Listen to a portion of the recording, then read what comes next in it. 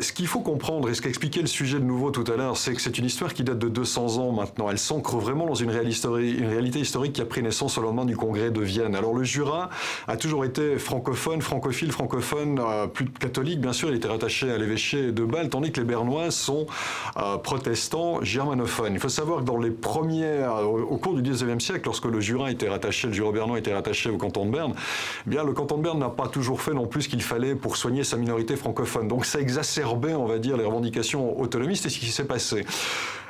Aujourd'hui, au-delà simplement d'un rattachement culturel et d'un rattachement linguistique, ce qui se passe, c'est qu'on l'entend notamment chez les jeunes, on est plus finalement véritablement à essayer de savoir ce qu'on va gagner ou ce qu'on va perdre en faisant partie de l'un ou l'autre canton. On a perdu un tout petit peu de ce véritable souhait identitaire qui existe toujours mais qui est moins marqué. On s'occupe plus de savoir finalement voilà, où sera la crèche, où sera l'hôpital, les impôts qu'on va payer, comment on sera entouré par nos autorités.